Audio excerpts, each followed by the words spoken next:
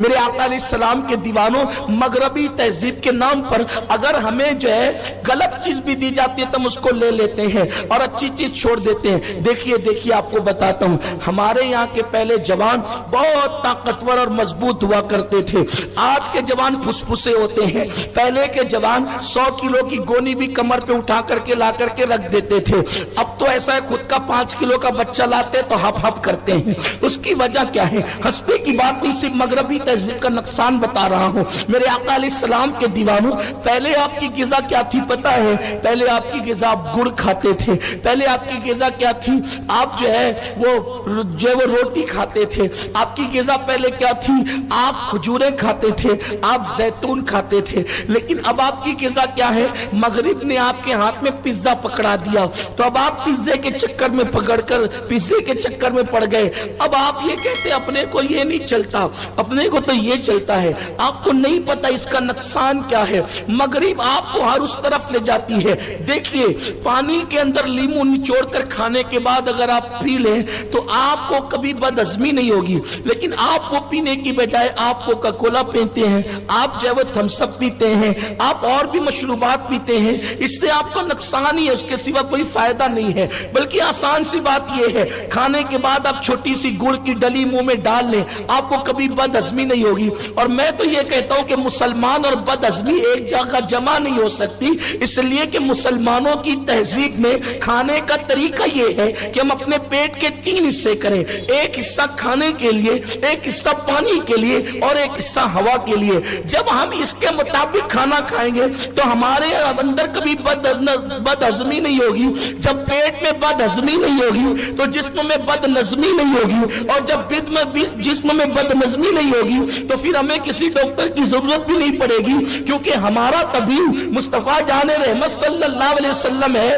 آپ نے کبھی سنا ہوگا کہ ایک شخص مدینہ منورہ پہنچا اور اپنی ساری ڈگریوں کے ساتھ پہنچا تاکہ میں مدینہ منورہ کی بڑی بستی کو کور کروں اور یہاں پر میں لوگوں کا علاج کروں۔ تو پھر کیا ہوا؟ وہ بہت دن تک کے وہاں رہا، اور رہنے کے بعد اس کے پاس کوئی آیا ہی نہیں، کوئی مریض اس کے پاس پھڑکا ہی نہیں۔ تو وہ لوگوں سے پوچھنے لگا، بھائیو آخر میرا دوا کھانا، میرا مطب یہاں نہیں چلتا۔ تو اس نے کیا، لوگوں نے کہا یہاں تیرا مطب چل بھی نہیں سکتا، اس لیے کہ جہاں نبی کے غلام ہے وہاں پر بیماری نہیں ہے، وہاں بیماری نہیں ہے۔ تو کہا کہ کیوں آپ لوگ بیمار کیوں نہیں پڑتے؟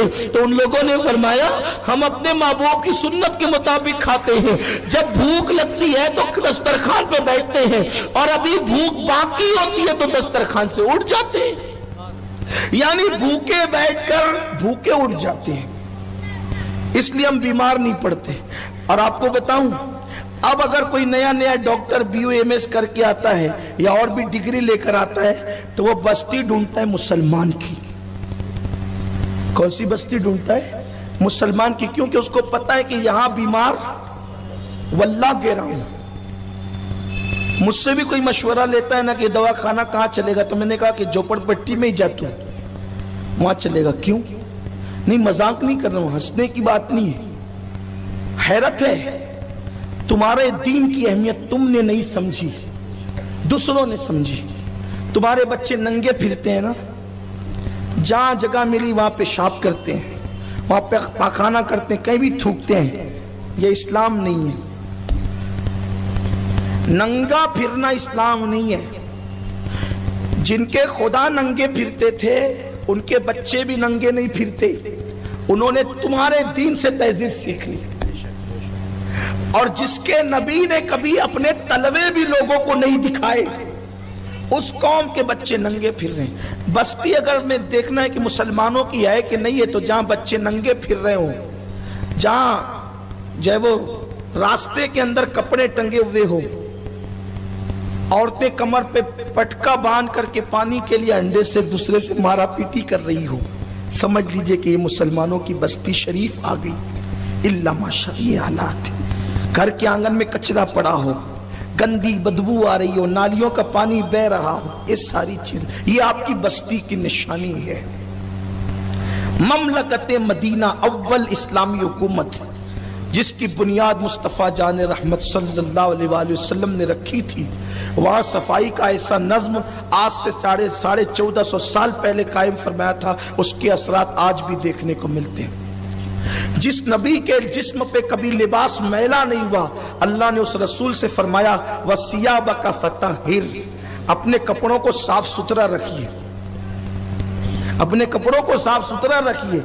आपके कपड़े तो गंदे, हाथ गंदे, ये सब गंदगी, ये गंदगी। अस्सलाम वालेकुम वरहमतुल्लाहि ताला वबरकातुहू। नाज़रीन, उम्मीद है कि आप हज़रात खैरत व आफ़ियत के साथ होंगे। ठंडी के मौसम में अंडा खाना जायज़ है या नाजायज़ है? ऐसे कुछ लोग होते हैं, कम पढ़े लिखे लोग, जो ये सोचते हैं कि ठंडी के मौसम में अंडा खाना चाहिए नहीं खाना चाहिए।